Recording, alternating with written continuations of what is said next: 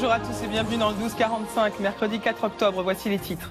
La colère monte contre la suppression de la taxe d'habitation. Une opération ville morte a lieu à Évreux dans l'Eure tout au long de la journée. Tous les services publics sont fermés. Le maire Les Républicains affirme que cette mesure est une menace pour ses administrés. Le vaccin contre la grippe disponible dès la fin de la semaine. Un vaccin dont l'efficacité a été relative l'an dernier. À suivre dans ce journal des conseils pour limiter le risque de contracter le virus cet hiver. La crise en Espagne s'enracine. Dans son discours hier, le roi Felipe VI a appelé les indépendantistes à la raison, l'unité du pays étant en jeu. Un ton ferme qui n'a pas pour autant entamé la détermination des Catalans autonomistes. Nous serons en direct de Barcelone. Son visage a marqué la Fashion Week de Paris. Kaia Gerber, 16 ans, une allure qui vous est peut-être familière et pour cause, c'est la fille de Cindy Crawford. À 16 ans, l'adolescente se dirige vers une carrière de top modèle. Enfin, I.Am en tournée exceptionnelle pour célébrer les 20 ans de son album culte, L'école du micro d'argent, l'un des albums de rap français les plus vendus. Les tubes comme Né sous la même étoile ou Petit frère ont marqué toute une génération. Mairie, crèche, jardin fermés aujourd'hui à Évreux dans l'Eure, comme tout ce qui dépend de la municipalité. Une opération ville morte pour protester contre la suppression de la taxe d'habitation. Le maire Les Républicains veut démontrer que sans ces recettes fiscales, certains services publics ne pourront plus être assurés. Georges Grosboileau, Jean-Claude Frédier, Melchior Insi. C'est une ville au ralenti. Des poubelles sur les trottoirs, mais aussi des portes closes à la crèche et un service réduit à l'école. Aujourd'hui, il y a grève, il n'y a que les professeurs qui sont là, les maîtres d'école, mais sinon, il n'y a pas d'ATSEN, il n'y a pas de centre, il n'y a pas d'animateur. Tout ce qui est employé de la mairie, ne travaille pas aujourd'hui. Et à la mairie, justement, si certains sont là, Mairie d'Évreux, Marie-Christine, bonjour. Les guichets sont fermés. Les services de la mairie sont fermés aujourd'hui contre la suppression de la taxe d'habitation. Voilà l'origine de la colère. Créée en 1974, la taxe d'habitation est payée par 30 millions de foyers. L'année dernière, elle a rapporté près de 22 milliards d'euros aux communes pour financer des services publics municipaux. Mais le gouvernement a annoncé sa suppression pour 80% des foyers qui la payaient. Une bonne nouvelle pour les habitants, mais des effets peut-être directs sur la vie quotidienne. Ce que je veux rappeler, c'est que ce qui gêne aujourd'hui pendant une journée deviendra définitif si nous laissons faire l'État. La taxe d'habitation aujourd'hui à Évreux, c'est 10 millions d'euros. 10 millions d'euros, c'est la reconstruction d'un théâtre, c'est la moitié de la reconstruction d'une piscine, c'est une école. En juillet dernier, pourtant, Emmanuel Macron avait lancé des pistes pour une compensation. Une réflexion profonde de la refonte de la fiscalité locale, et en particulier en substitution de la taxe d'habitation. Et que donc on réfléchisse éventuellement à une part d'impôt national qui pourrait être attribuée aux communes. Trop vague et trop flou pour l'élu qui craint déjà que le compte n'y soit pas. Personne n'est assez naïf pour croire que l'État compensera. Nous ne savons pas de combien, nous ne savons pas comment. Je suis aujourd'hui en train d'examiner quel service public je vais devoir fermer pour pouvoir compenser ce que l'État va nous prendre. Un rassemblement est prévu devant l'hôtel de ville cet après-midi. D'autres maires du département sont attendus pour demander des garanties précises sur les compensations annoncées. La grogne des buralistes, ils ont mené ce matin en région parisienne une opération escargot. Ils protestent contre la hausse annoncée du prix du paquet de cigarettes qui atteindra 10 € en 2020. Une augmentation qui menacerait leur profession, notamment à cause de la contrebande. Écoutez ce buraliste frontalier. Le président de la République l'a dit, j'augmenterai le prix du paquet à 10 € quand les pays voisins l'auront fait. Aujourd'hui, ils ne l'ont pas fait, on en est bien loin. Qu'est-ce que ça va entraîner? C'est une création d'emplois, mais une création d'emplois pour les trafiquants. Selon leurs représentants, 5 000 buralistes pourraient mettre la clé sous la porte d'ici 2020. Ils sont 25 000 aujourd'hui en France. C'est le début officiel de la campagne de vaccination contre la grippe. Le vaccin qui sera disponible à partir de vendredi en pharmacie. Cette année, il contient 3 souches pour lutter notamment contre les grippes H1N1 et H3N2. En 2016, le vaccin avait été fiable à seulement 38% en raison de la mutation d'une souche particulièrement virulente. Plus de 14 000 personnes en sont mortes l'an passé. 90% d'entre elles avaient plus de 75 ans. Le vaccin qui coûte environ 6 € est d'ailleurs recommandé pour les personnes âgées, mais aussi pour les femmes enceintes, pour qui il est entièrement remboursé. D'où notre question du jour. Le vaccin contre la grippe doit-il être gratuit pour tous? Vous pouvez nous répondre sur notre site M6 Info. Un vaccin qui peut toutefois, vous l'avez entendu, s'avérer peu efficace, mais qu'il vous ait été administré ou non, il peut être utile de renforcer vos défenses immunitaires pour éviter d'attraper la grippe. Voici donc quelques conseils qui pourraient bien vous rendre l'hiver plus doux avec Pascal Largeron. l'influenzinum ici avec... Dans cette pharmacie, ce sont un peu les produits de saison. Vous savez, état grippal qui s'appelait, il faut que ce soit écrit grippal. Des boîtes, des tubes, des comprimés qui n'attendent que l'hiver. Mettre comme ça. Ces dizaines de références affichent l'ambition de vous préserver contre la mauvaise saison. À base de plantes ou d'homéopathie, comptez entre 20 et 30 € la cure préventive. Ces produits qui sont des produits de préparation contre l'hiver permettent d'augmenter les défenses naturelles et d'augmenter le système immunitaire de la personne qui va pouvoir donc lutter plus fortement contre un virus. Parce que là, on ne parle pas d'antibiotiques, il s'agit bien d'un virus qui est la grippe. L'homéopathie en particulier a ses partisans qui préfèrent prévenir que guérir, sans piqûre mais sans promesse de miracle non plus. Le remède homéopathique aide à ce que la personne puisse au mieux capter ce qui lui est donné.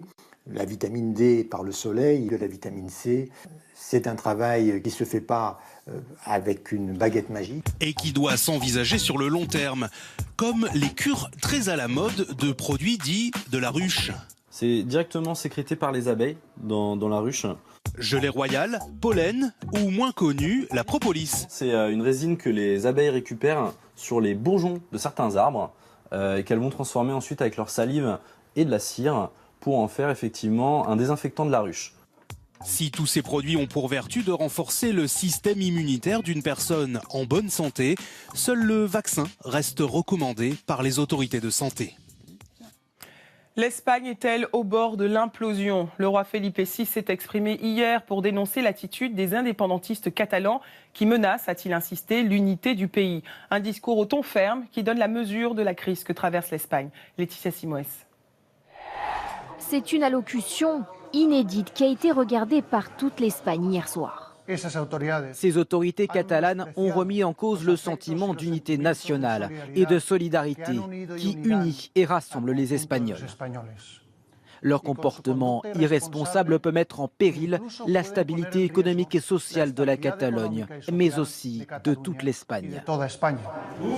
Une position très ferme qui a déçu ces Catalans venus écouter le roi dans ce bar de Barcelone. Il n'a pas eu un mot pour nous. S'il avait été le roi de tous les Espagnols, il aurait dû dire quelque chose. C'est un discours pathétique destiné aux Espagnols hors de Catalogne. Mais pour ceux qui manifestent et pour les 2 millions de personnes qui ont voté, il n'a rien dit. Pourtant, après l'allocution, d'autres manifestations ont commencé, pro-Espagne cette fois. Avec des drapeaux nationaux, des centaines de personnes ont défilé contre l'indépendance de la Catalogne. Et ce matin encore, dans la capitale notamment, beaucoup d'Espagnols soutenaient le roi. Je pense que je suis d'accord avec le roi et que le roi est d'accord avec moi. C'est le message du roi, non? C'est la plus haute autorité qu'on ait en Espagne. Donc en ce sens, on doit le respecter. Reste à savoir si le message royal aura aussi un impact sur les indépendantistes. Eux en appellent aux dirigeants européens pour appuyer leurs décisions. Et à ce propos, nous retrouvons en direct de Barcelone notre envoyé spécial Jérôme Régali. Jérôme, le discours très ferme du roi d'Espagne ne semble pas influer sur la soif d'indépendance des autorités catalanes. Non, ici, Karine, tout le monde attend fébrilement le discours que devrait prononcer ce soir à 21h Carles Puigdemont, le président de la Generalitat de Catalogne, qui a précisé dès hier soir que la proclamation d'indépendance ne serait qu'une question de jours. Mais les positions se crispent, y compris chez les indépendantistes, puisque certains partis catalanistes réclament un débat ici même au Parlement lundi avant toute proclamation éventuelle d'indépendance. Si vous ajoutez à cela la pression de Madrid qui menace de prendre la Catalogne par la force dans les jours qui viennent si la proclamation d'indépendance était diffusée, à ce moment-là, vous comprendrez que la situation est pour le moins confuse, voire tendue. Merci Jérôme. Direction Las Vegas, où de nouveaux documents sur la fusillade ne cessent d'apparaître. Le dernier en date provient des caméras embarquées de policiers américains qui sont arrivés sur les lieux de la tuerie alors que Stephen Paddock tirait en rafale sur la foule venue assister à un concert de country.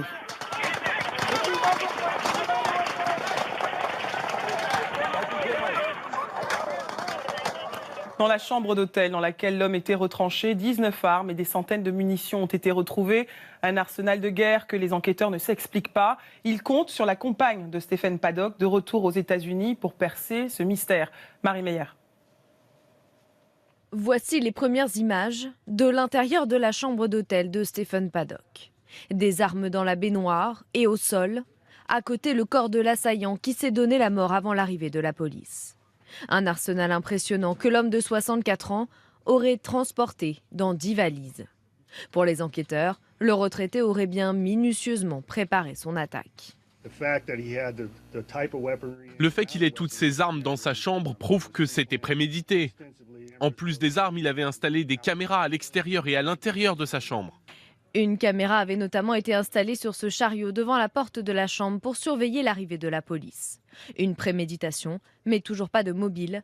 Hier, les enquêteurs ont poursuivi les perquisitions. Au total, 47 armes ont été retrouvées dans la chambre d'hôtel et 2 maisons de l'assaillant. Ici, ses voisins le décrivent comme quelqu'un d'étrange et de reclus. Adepte des casinos, Stephen Paddock avait l'habitude de jouer de grosses sommes. Ces dernières semaines, il avait dépensé 160 000 $, soit plus de 130 000 €. Aujourd'hui, la police s'intéresse également à un virement de 100 000 $ passé par Stephen Paddock vers un compte philippin avant de passer à l'acte. Pour le frère de l'assaillant, cette somme était probablement destinée à sa compagne, d'origine philippine. Il prenait soin des gens auxquels il tenait. Et pour moi, alors qu'il entamait sa descente aux enfers, il a voulu lui assurer un confort. Sur ces images, le couple se trouve à Manille en 2013. Selon la sœur de Marie-Lou Danley, Stephen Paddock l'aurait envoyé aux Philippines 2 semaines avant l'attaque. La compagne de Stephen Paddock vient d'arriver aux États-Unis.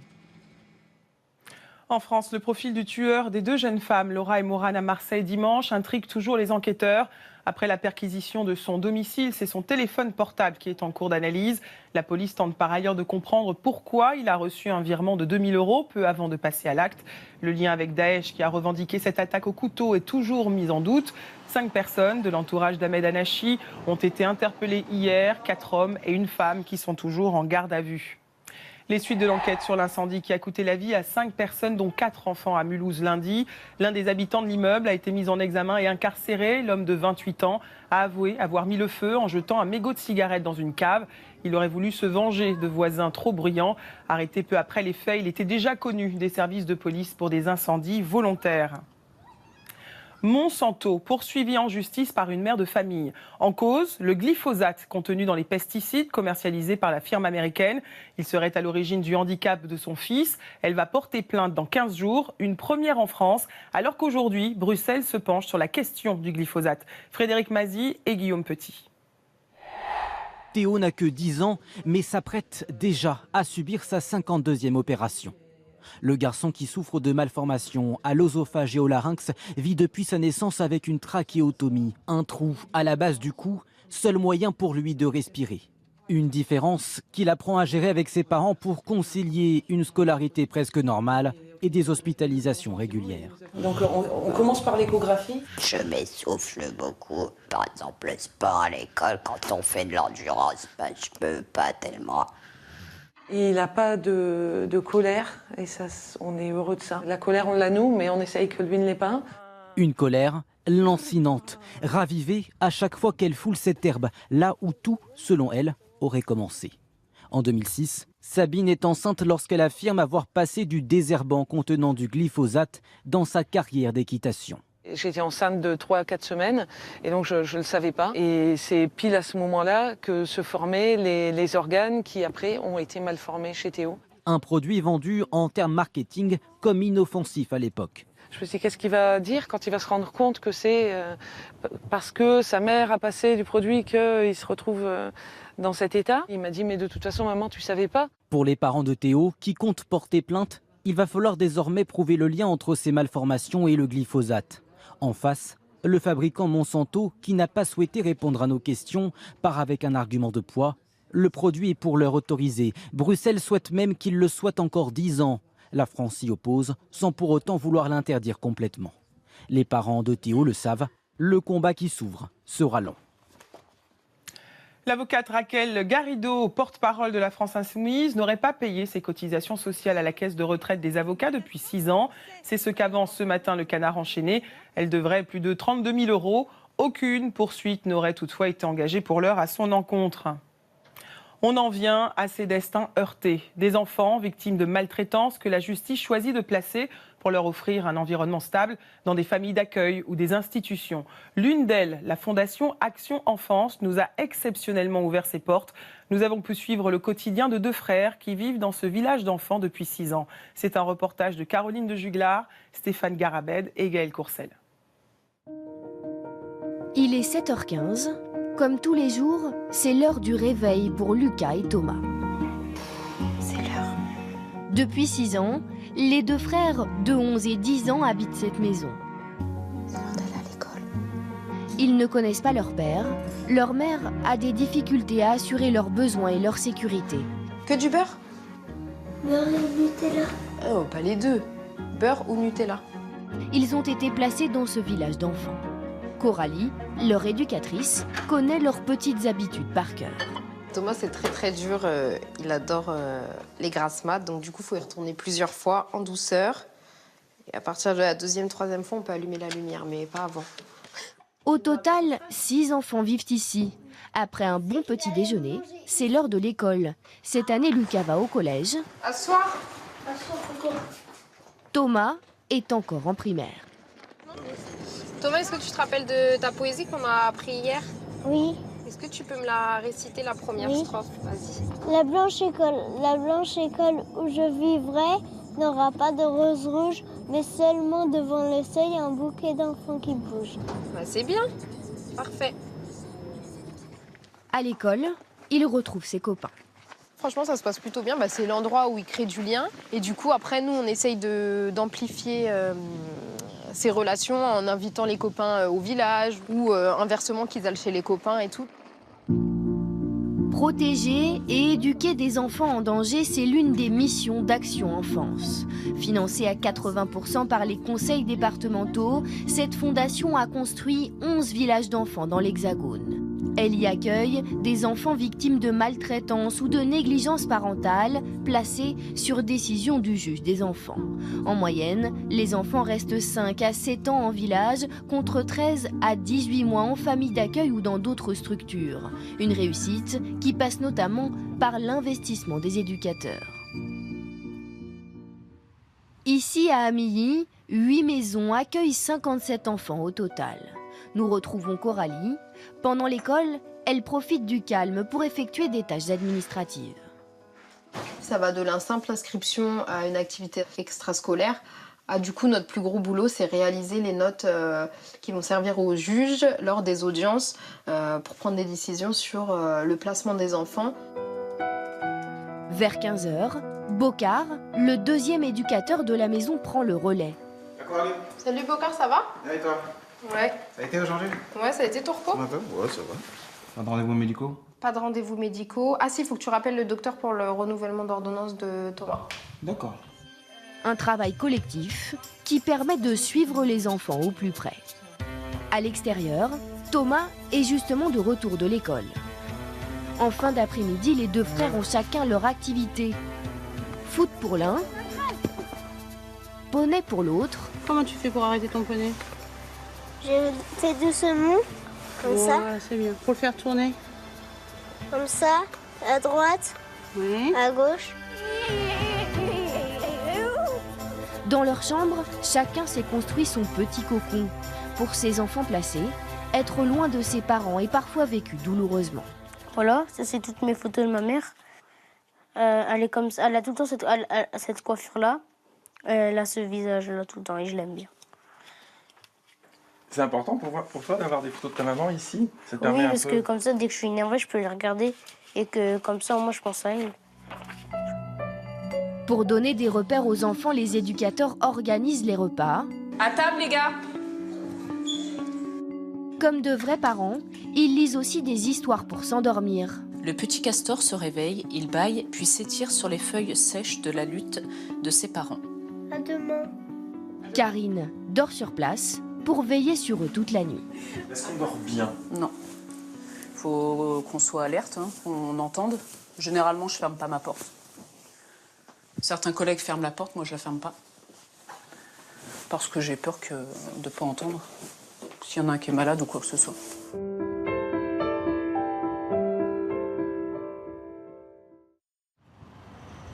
Samedi matin, nous retrouvons Karine. Thomas et Lucas font leur devoir. Alors, qu'est-ce que la grammaire? Ça, faut le savoir. C'est savoir sa grammaire, posséder les règles de l'art, de parler et d'écrire correctement. D'ici quelques heures, ils vont retrouver leur mère. Les enfants font les devoirs pour être tranquilles, pour passer le week-end chez maman, profiter, sortir s'il fait beau. Et ils n'ont pas le souci des devoirs. Tout est fait, tout est géré. Ils profitent. Garder le lien avec les parents est l'un des objectifs de la Fondation. Depuis peu, Thomas et Lucas voient leur mère tous les 15 jours. Tout est fait pour espérer réunir un jour la famille de manière définitive.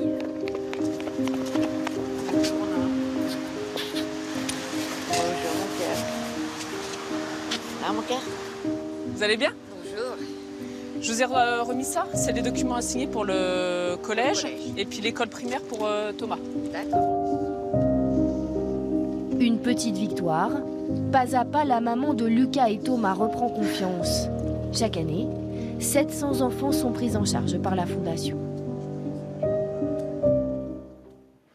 Mon Igo ne se déplace jamais sans sa gova. Comprenez, mon ami ne se déplace jamais sans sa voiture. L'une des nombreuses expressions et mots que l'on retrouve dans un nouveau dictionnaire intitulé Les mots du bitume. Aurore Vincenti, linguiste, lexicographe et auteur de ce livre, dresse l'inventaire de ce vocabulaire urbain qui renouvelle la langue française.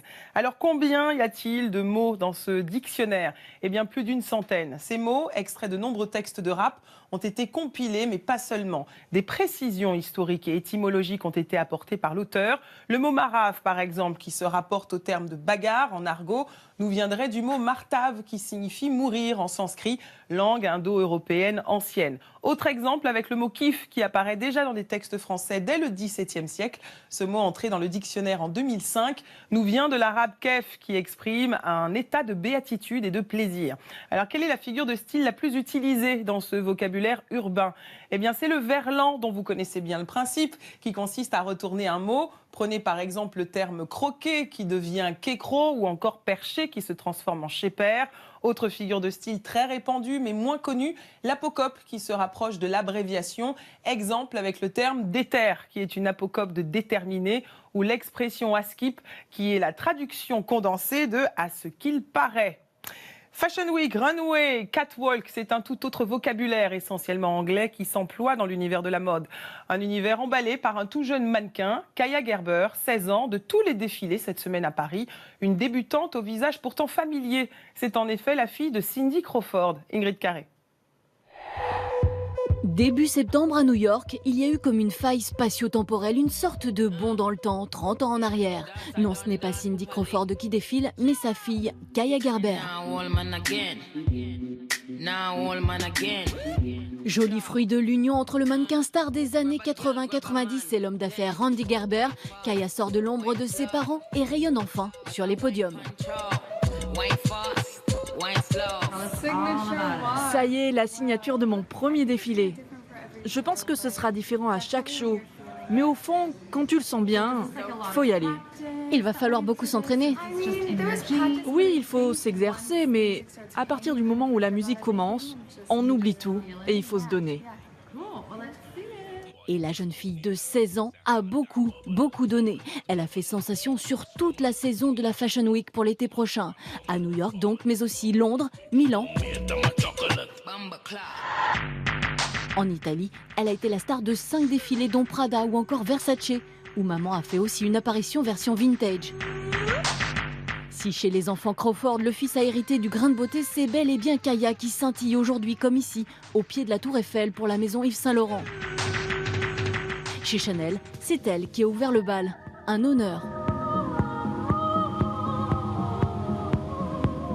Ouverture du défilé Chanel, jamais dans ma vie je n'aurais pu rêver ça.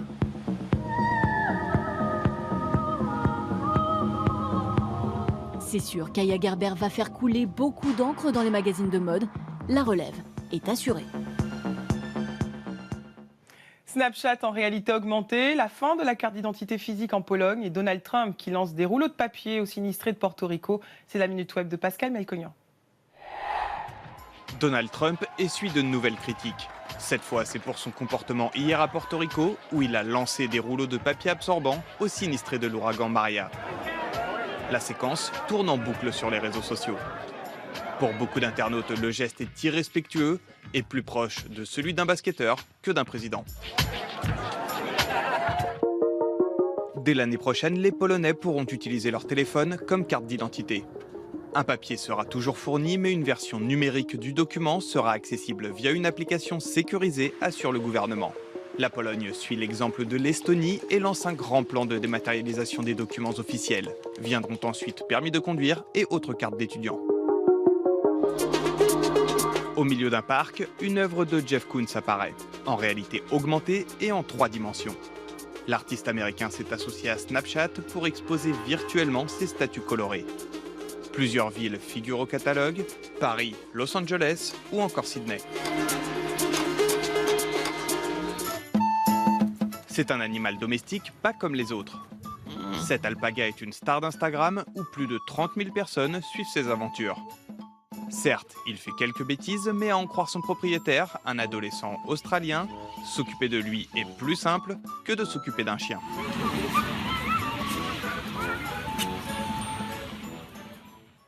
Né sous la même étoile, Petit Frère, des tubes issus de l'album culte L'école du micro d'argent d'Ayam, qui s'est écoulé à près de 2 millions d'exemplaires. Sorti il y a 20 ans, c'est l'un des albums de rap français les plus vendus. Et c'est sur scène que le groupe marseillais va célébrer cet anniversaire à l'occasion d'une tournée exceptionnelle. Charlotte Dardelin et Hélène Camille. C'est un son que personne n'a oublié. Un retour dans le passé. Assis en tailleur, voilà des heures que je médite. Sur ma montagne, je n'arrive pas à faire le vide. Le 18 mars 1997, un ovni débarque sur la planète rap. L'école du micro d'argent sera disque d'or le soir même, avant de devenir tout simplement l'album le plus vendu de l'histoire du rap français.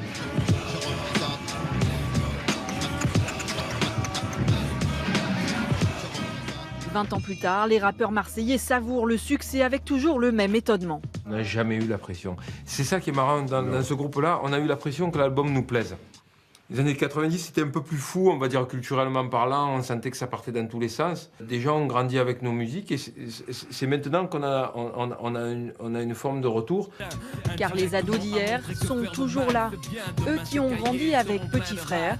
Petit Frère fume des spliffs et casse des voitures. Petit Frère a déserté les terrains de jeu. Il marche à peine et veut des bottes de 7 lieues. Des mots qui résonnent toujours aujourd'hui. Il a oublié que rien ne sert de courir, Petit Frère. Je trouve ça fâcheux, pas uniquement pour nous, pas uniquement pour les gens qui les déplorent, pour la société, pour le pays surtout. On en sourit souvent, mais des morceaux comme Demain c'est loin, on change les noms des marques de voitures et des habits, et le morceau est toujours valable aujourd'hui.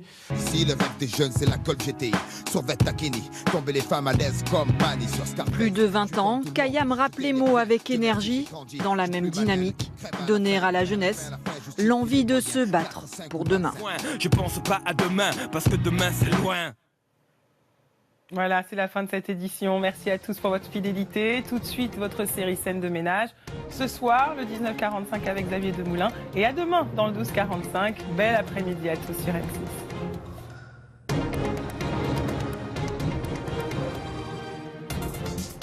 Vos questions et vos réactions sur notre site et notre application M6 Info.